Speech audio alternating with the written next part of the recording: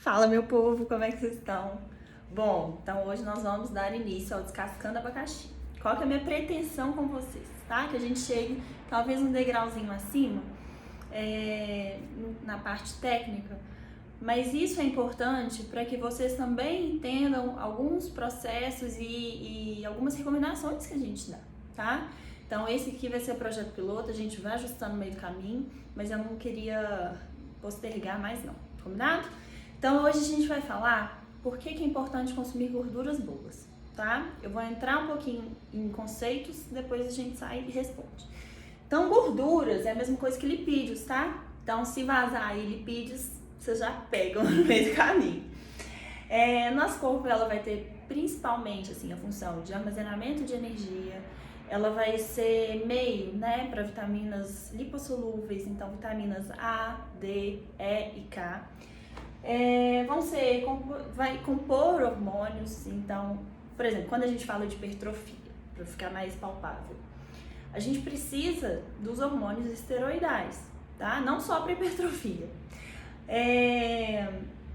Ésteres vêm de gorduras, tá? Então, elas também têm um papel importante na síntese de hormônios.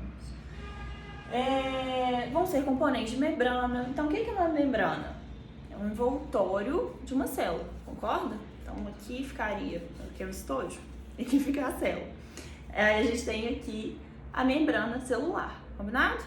E aí, depois eu vou trazer um pouquinho mais pra frente, porque a gente tem principais 3 tipos de ácidos graxos. Então a gente vai ter os ácidos graxos saturados, que é quando eles não vão ter nenhuma insaturação, a cadeia carbônica tá cheia ali de hidrogênio. Aqui, os ácidos graxos monoinsaturados, que é quando eles vão ter uma única insaturação, tá? E os poliinsaturados, que é porque eles vão ter mais de uma insaturação. Então, isso é a diferença entre os ácidos graxos, basicamente. Combinado? Aí vão diferir também no tamanho da cadeia, enfim. E aí, qual que é a habilidade de cada tipo de ácido graxo, tá? Então, a tendência é que os saturados, que eles não consigam gerar nenhuma movimentação de membrana, porque eles estão cheios, tá? Então, é como se eles fossem basicamente mais durinhos. Então, os insaturados, eles já vão promover algum tipo, aqui ó, a insaturação, já vai promover algum tipo de ajuste, tá? Da membrana, mais flexibilidade, mais maleabilidade mesmo da membrana. Bom, o que seriam as gorduras boas? Eu não gosto tanto desse termo, porque a gente precisa consumir na nossa alimentação os 3 tipos de ácidos graxos. Eu não mencionei os trans, tá, gente? Porque os trans, a maior parte provém da indústria. A gente tem presentes em alimentos naturais, mas são outros tipos de ácidos graxos trans, enfim, a maior parte vem da indústria, e esses trans, eles são maléficos, eles não têm qualquer benefício, tá? Ponto de vista de poliinsaturados, monoinsaturados e saturados, a gente já vai ter alguns benefícios, beleza? Mas eu tava falando um pouquinho de ácidos graxos bons, gorduras boas, né? O que seria isso? A gente se refere principalmente a gorduras boas quando são ácidos graxos poli e monoinsaturados, e gorduras ruins quando seriam os saturados.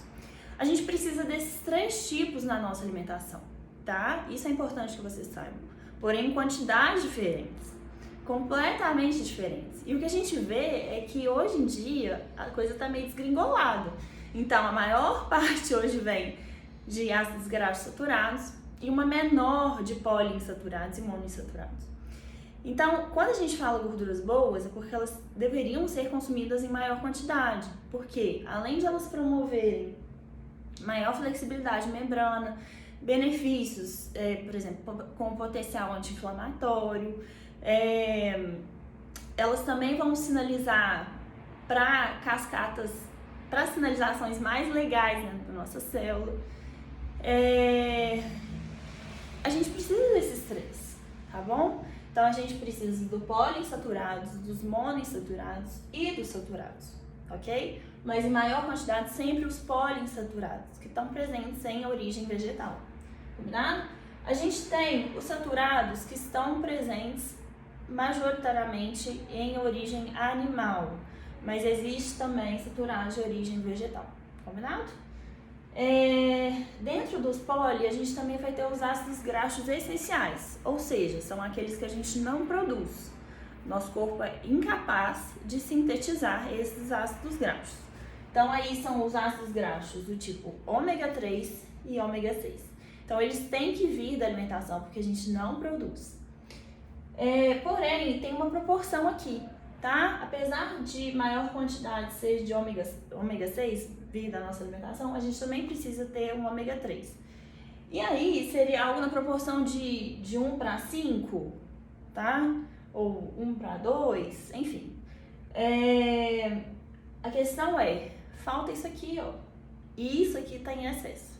Então, por mais que seja poliinsaturado, tá em excesso, tá? E aí vai sinalizar para cascatas, para sinalizações não tão legais. Então, ficou um pouquinho mais claro por que a gente precisa consumir todos os ácidos graxos?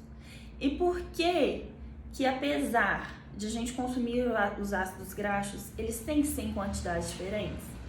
Então, de fato, as gorduras boas, elas são interessantes para sinalizações. A gente sabe que dentro disso, por exemplo, todos os poliinsaturados não são iguais. Os monoinsaturados também não são iguais.